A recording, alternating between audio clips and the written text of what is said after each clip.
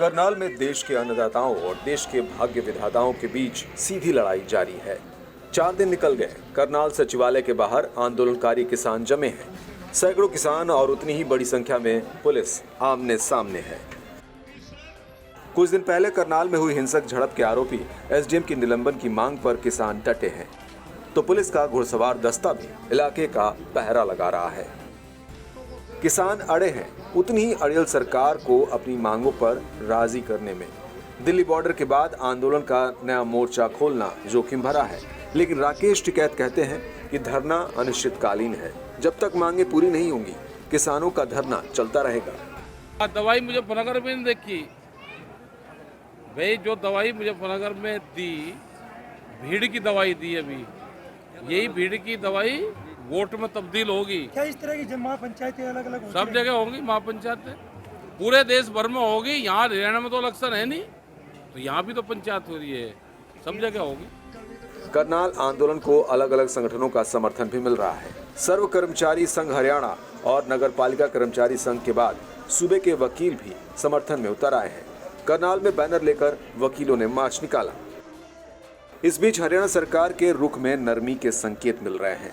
गृह मंत्री अनिल विज कह चुके हैं कि सरकार निष्पक्ष जांच के लिए तैयार है और जो भी दोषी पाया जाएगा उस पर कार्रवाई होगी।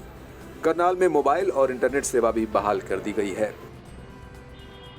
हालांकि किसान संगठन अपने आंदोलन के गैर राजनीतिक होने का दावा करते हैं, लेकिन चंडीगढ़ में संयुक्त किसान मोर्चा के बैनर तले 32 किसान संगठनों ने अपनी कचहरी लगाई और बीजेपी को छोड़कर सभी राजनीतिक पार्टियों को बातचीत के लिए बुलाया। बैठक में सियासी दलों से पंजाब में चुनावी तारीखों के ऐलान होने तक कोई भी रैली या राजनीतिक कार्यक्रम न करने की अपील की गई। पंजाब च शांतमई माहौल रहना चाहिए। मोर्चे के हक में किसानों ਲਈ शांतमई माहौल रहना बहुत जरूरी है। जे इत्थे शांति ना रही ये मोर्चे के विरुद्ध जाएगी। इसलिए सारिया पार्टियां की राय लैण वास्ते अज सब नूं सद्दा दिता सी। सिर्फ कांग्रेस ਅਤੇ श्रोमणी अकाली दल 2 पार्टियां ने क्लीयर राय नहीं दी। वो ये कह के गए भी असीं अपनी लीडरशिप नाल गल करांगे। बाकी सारिया पार्टियां ने कहा असीं तुहाडे नाल सहमत हां, जदों चोणां डिकलेयर होण उदों चोण मुहिम शुरू की जाए। किसी भी पोलीटिकल पार्टी नूं या पोलीटिकल लीडर नूं जे किसी समाजिक फंक्शन च जांदा उहनूं बिल्कुल ना घेरिया जाए, उहनूं कोई हरैस ना कीता जाए और सारे शांति बनाउण विच सहयोग देण। पंजाब में सक्रिय सभी राजनीतिक दल किसानों को अपने साथ करने में जुटे हैं, इसलिए सभी दलों के नेता किसान नेताओं के साथ हाँ में हाँ मिलाते नजर आए। ये हमने डेफिनेटली ये कहा है कि हमने अभी तक जब से ये काम चल रहा है किसानी आंदोलन का, हमने ना तो कोई ऐसा कोई लंबी चौड़ी बड़ी रैली की है और ना ही हम ऐसी करनी चाहेंगे कि जिससे माहौल खराब होए।